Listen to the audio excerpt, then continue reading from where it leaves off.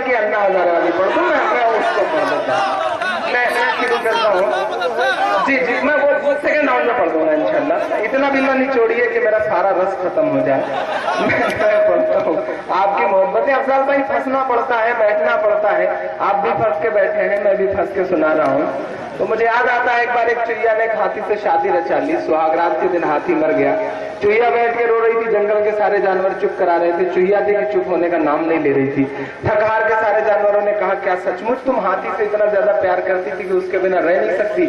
तो चुहिया के जवाब पे आपकी थाली बजे।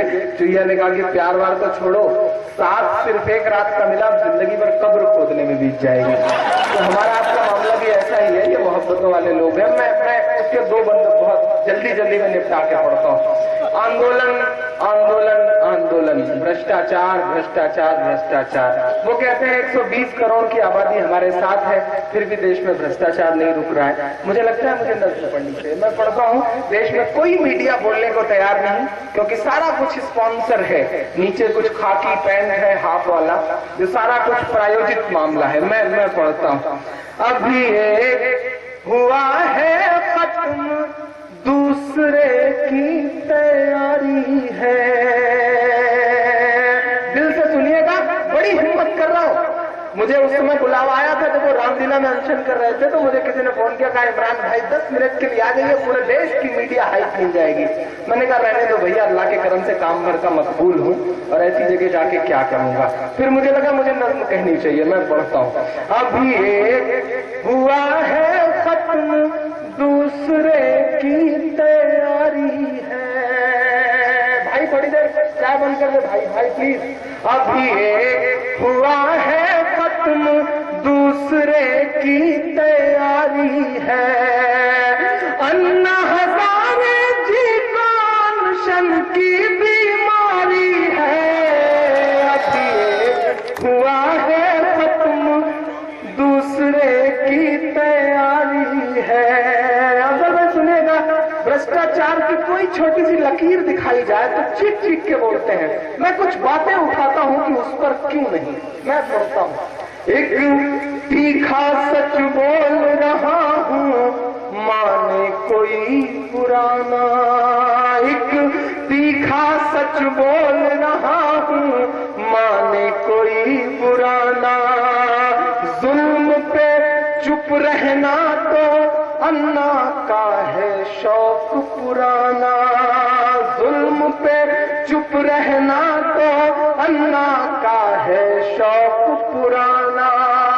अन्ना तब भी चुप थे जब गुजरात जला था जिंदा। अन्ना तब भी चुप थे जब गुजरात जला था जिंदा। ना ही किसी अनशन पर बैठे, ना ही हुए शर्मिंदा। ना ही किसी अनशन पर बैठे, ना ही हुए शर्मिंदा। काश एक अनशन अन्ना उसके भी नाम कर देते। दर्द में डूब के एक बार ही राम राम कर देते। दर्द में डूब के एक बार ही राम राम कर देते। तब जो चुप्पी ओढ़ी थी, तब जो चुप्पी ओढ़ी थी, वो आज भी जारी है। अन्ना हजारे जी को अनशन की बीमारी है। अन्ना हजारे जी को अनशन की बीमारी है। आगे अगली सब में बैठ के पुलिस के 2 बड़े लोग यहाँ बैठे हुए हैं। मैं इनको सैल्यूट करता हूँ। शायद बहुत कम मौके ऐसे आते होंगे जब आपको ऐसी अच्छी महफिलों में बैठने का मौका मिलता होगा। आप बैठे हैं। मैं सैल्यूट आपको इसलिए भी कर रहा हूँ क्योंकि गुजरात में एक IPS ऑफिसर है संजीव भट्ट। वो पिछले दिनों अपनी नौकरी को जूते की नोक पर रख करके अदालत में ये कहते हैं कि हाँ, मैं IPS ऑफिसर था और मेरे सामने नरेंद्र मोदी जी ने कहा था कि ये करो। जिससे खास कौम को नुकसान पहुंचाया जाए। उसकी हक बयानी से मुझे लगा कि मेरे लिए दिल में खाकी की इज्जत बढ़ गई। मैं चाहता हूं कि आपके एक बार जोरदार ताली संजीव भट्ट के लिए और इनके लिए मुझे मैं पढ़ता हूं।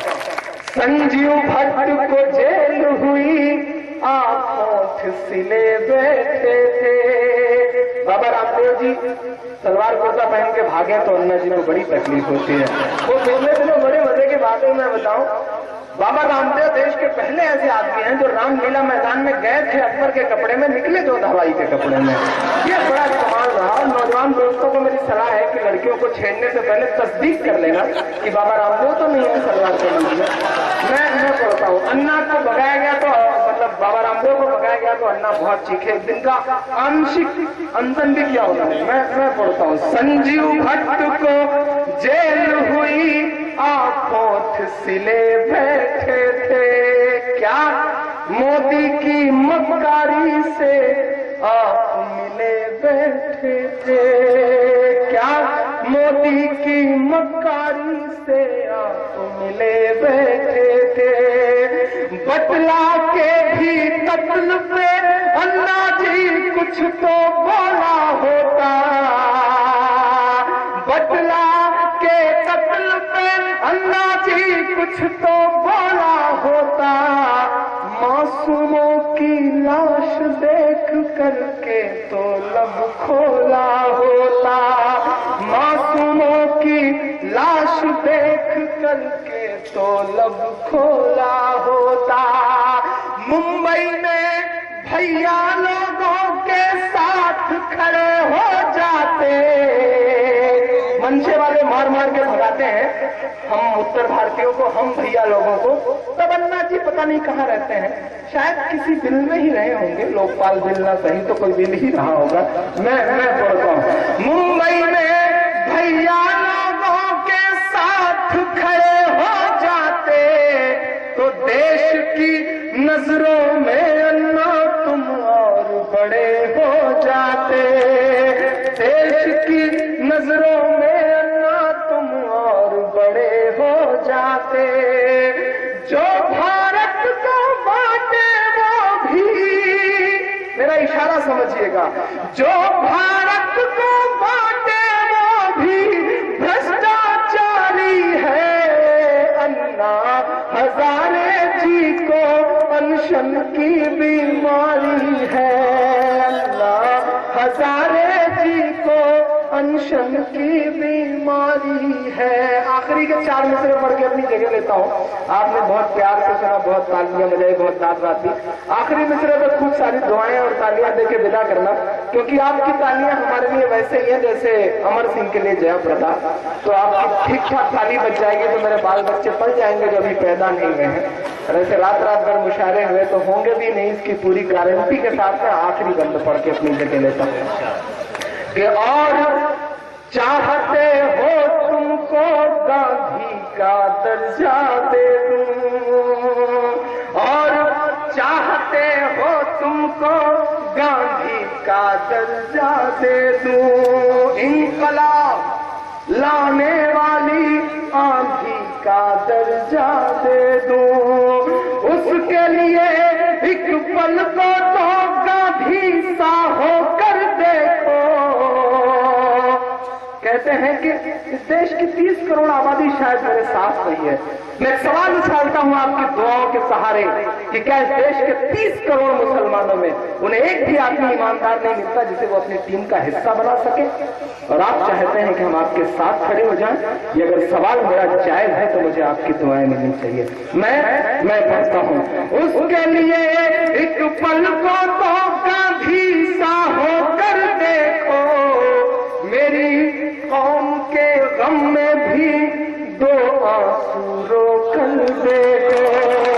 मेरी कौम के गम में भी 2 आंसू रोकर देखो। ये अनशन धरने का नाटक हमें कबूल नहीं है।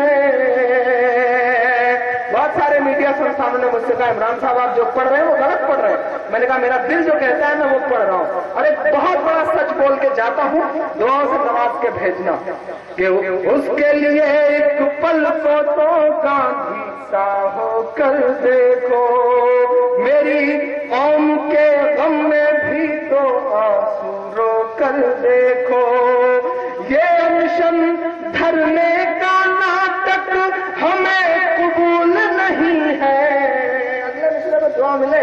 ये अनशन धरने का नाटक हमें कबूल नहीं है, कोई अन्ना गांधी के पैरों की धूल नहीं है, कोई अन्ना गांधी के पैरों की धूल नहीं है।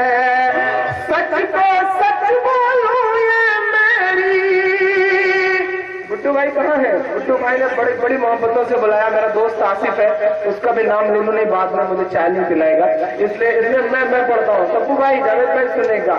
सच को सच बोलो ये मेरी, सच को सच बोलो ये मेरी जिम्मेदारी है, अन्ना हजारे जी को अनशन की। बहुत अच्छे। हम अफजल भाई के शुक्रगुजार हैं कि उन्होंने एक राय देकर ये मौका दिया कि हम बाद में आखिर में भी इमरान साहब से बहुत कुछ सुन सकेंगे। अफजल भाई इस वक्त जा रहे हैं, उन्होंने अपना कीमती वक्त हमें दिया, उनके दोस्तों ने अपना कीमती वक्त दिया, इसका बहुत बहुत शुक्रिया। मुशायरा यूं ही चलता रहेगा, आप अपनी तहजीब की हिफाजत करते रहिए।